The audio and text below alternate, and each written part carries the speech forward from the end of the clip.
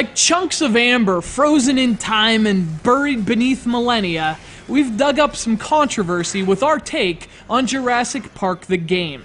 Over the last few weeks, we've gone over each episode individually, and our overarching message has been that for Jurassic Park fans, this is an awesome thing.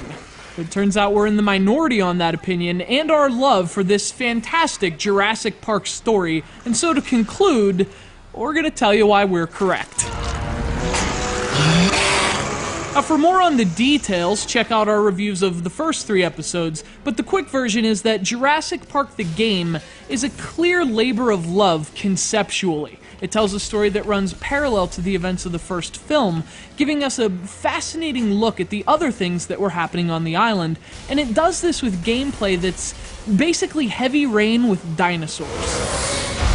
And to be honest, that was an immediate red flag for me. I thought Heavy Rain was a very overrated game. In fact, I kind of hated it. But as much as I thought I hated it for being a collection of QuickTime events, it turns out my problem was its story. See, Jurassic Park is built from the same QuickTime focus, but I don't hate it at all. That's because it has dinosaurs, and dinosaurs are a lot more fun than boring, pretentious dialogue. That's right, I called something else pretentious. That just happened.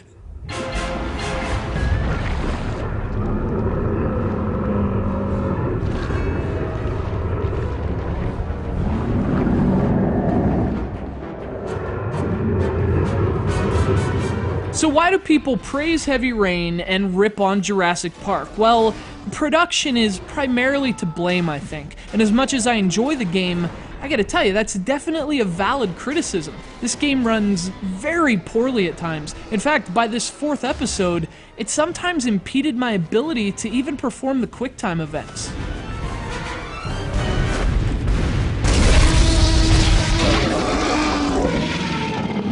And so the frame rate is abysmal, the sound drops at times, the production value is almost uneven. There are times when things look polished, everything looks fantastic, and then, minutes later, chug chug chug, eaten, eaten, eaten.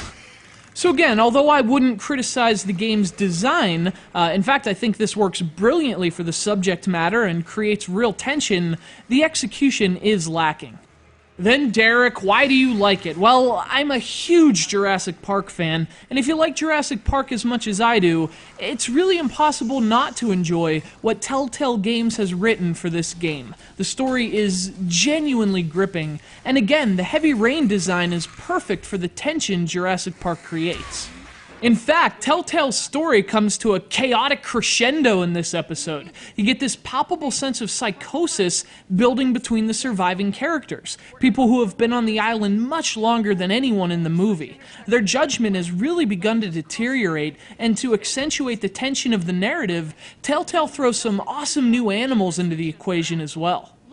But that said, the results are kind of mixed. As someone who studied dinosaurs in college, I can tell you there are many errors in Jurassic Park's dinosaur models. First, the mosasaur was not a dinosaur, so just an FYI so you look smart. But the Troodon takes dinosaur dramatization to a whole new level. I mean, that's not even close. They must have closed the gaps in its gene sequences with some sort of like evil gecko DNA. And yet, the effort is appreciated. It makes things exciting and fun, and for all its flaws, that's the perfect description of Jurassic Park the game. For about 6 or 7 hours, it enthralls fans with the best Jurassic Park story since the original. And it's not a great video game per se, but it's a really fun trip back to a world that I've dreamed about since I was a kid. And for me, that was more than enough.